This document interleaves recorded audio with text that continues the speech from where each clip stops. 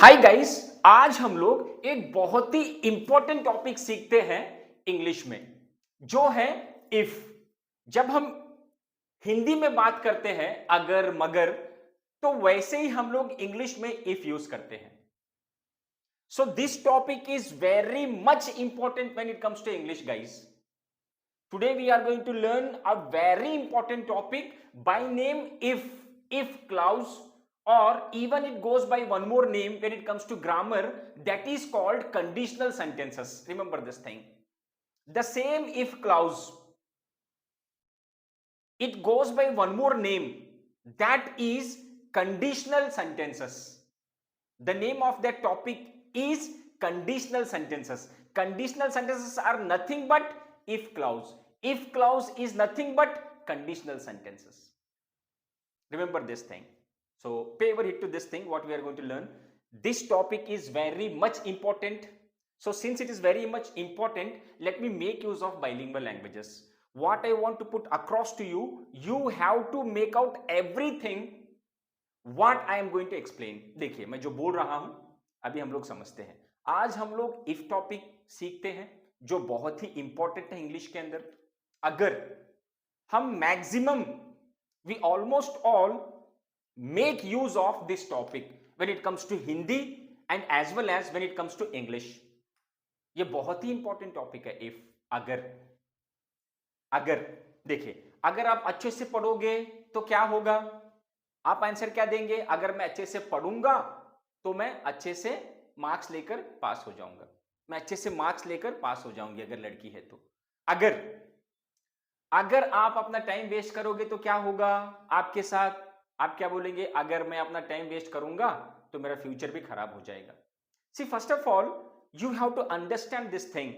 English is the easiest language that anybody can speak और learn. So let us learn the most important topic today, that is if topic. अगर example भी हम लोग समझ लेते हैं। अगर see, if you see here, if I call you, see this is the sentence I am giving you one example. If I call you, अगर मैं तुम्हें कॉल करता हूं तो will you meet me, क्या तुम मुझे मिलोगे? इफ आई कॉल यू, अगर मैं तुम्हें कॉल करूं, विल यू मीट मी, क्या तुम मुझे मिलोगे? आंसर देखिए, ये तो हो गया क्वेश्चन। हिंदी में क्या है ये क्वेश्चन? अगर मैं तुम्हें कॉल करूंगा तो तुम मुझे मिलोगे क्या?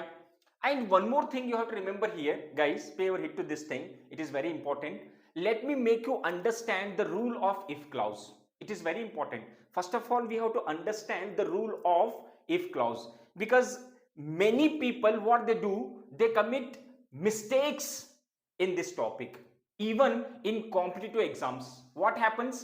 They don't know the rule of if clause. Because of that, they commit mistakes. Without their knowledge, they commit a lot of mistakes, and even they do not come to know about their mistakes. At least they have to come to know about their mistakes. They can learn something from their mistakes. So I will make sure that you should not make any mistakes when it comes to if clause, or when you are going to appear for the competitive exams. Pay over hit to this thing. थोड़ा मैं हिंदी में बोल देता हूं। देखिए, if clause में बहुत सारे लोग कंफ्यूज कर लेते हैं क्योंकि उनको रूल्स नहीं पता। वो कॉम्पिटिटिव एग्जाम्स में समझते हैं कि उन्होंने सही लिखा है, लेकिन it turns out to be wrong.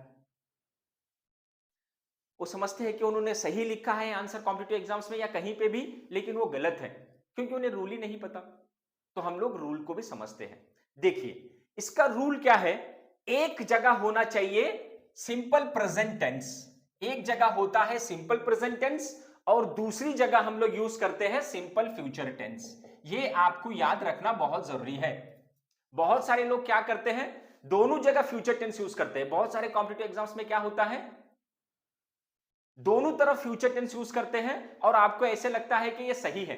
No, according to the if clause rule, one sentence should be in simple present tense and another sentence should be in simple future tense. This is the rule. We have to comply with all the rules. We don't have to defy the rules. If you want to understand in a proper way. अगर हमें सही से समझना है तो rules को समझना बहुत जरूरी है, नहीं तो हम लोग हमेशा गलतियां करेंगे। यहां पे हमें क्या सीखना है, एक सिंपल प्रेजेंट टेंस में सेंटेंस होता है, एक सिंपल फ्यूचर टेंस में सेंटेंस होता है। इस सेक्शन में पहले वाले रूल में एक जगह हम लोग सिंपल प्रेजेंट टेंस यूज करते हैं और दूसरी जगह हम लोग सिंपल फ्यूचर टेंस यूज करते हैं। दोनों तरफ हम लोग फ्यूचर टेंस यूज नहीं करते। यही गलती करते हैं स्टूडेंट्स या कोई भी, जब भी when the people are going to appear for competitive exams where they commit mistakes, they cannot locate the errors in the question paper. Like in the question paper, in the both sides it has been given, the sentences have been given in future tense. Both the sentences belong to future tense. But what rule says that in one section simple present tense should be there, in the other section simple future tense should be there. So let us understand with some examples. मैं कुछ आपको examples भी देता हूं। देखिए यहां पे देखिए, if I call you, अगर मैं तुम्हें कॉल करूं, ये सिंपल प्रेजेंट टेंस है। आगे क्वेश्चन कैसे है देखिए, फ्यूचर में है, will you meet me, अगर मैं तुम्हें कॉल करता हूं तो तुम मुझे मिलोगे क्या। आंसर में क्या हो जाएगा, if you call me, अगर तुम मुझे कॉल करते हो तो I will meet you, मैं तुम्हें मिलूंगा। देखिए क्वेश्चन है, if I call you will you meet me, Hindi में क्या होगा, मैं तुम्हें कॉल करूं तो तुम मुझे मिलोगे क्या। आंसर में क्या हो जाएगा, आप क्या बोलेंगे, if you call me I will meet you, अगर तुम मुझे कॉल करोगे तो मैं तुम्हें मिलूंगा या मिलूंगी। देखिए एक प्रेजेंट टेंस में है सेंटेंस और दूसरा फ्यूचर टेंस में है। ये रूल है इफ क्लॉज का, हमेशा याद रखिए, दोनों तरफ फ्यूचर टेंस नहीं आ सकता। We cannot use future tense sentences in both the sections. It will be incorrect if you are going to use. Even in exams you can encounter with sentences which is from if clause. Both the sentences fall under the category of simple future tense. So what you have to do, you have to understand the rule that in one section we have to make use of simple present tense, in the other section we have to make use of simple future tense. This is for sure guys. So I hope you understood this. देखिए एक sentence में simple present tense होता है, दूसरे sentence में simple future tense होता है, दोनों तरफ फ्यूचर टेंस नहीं हो सकता। ये गलत है रूल के हिसाब से। देखिए और एक example, if they go to tuition, if they go to tuition, अगर वो लोग ट्यूशन जाएंगे, विल दे लर्न इंग्लिश, अगर वो ट्यूशन जाएंगे तो इंग्लिश सीखेंगे क्या। देखिए if they go to tuition will they learn English, अगर वो ट्यूशन जाएंगे तो इंग्लिश सीखेंगे क्या।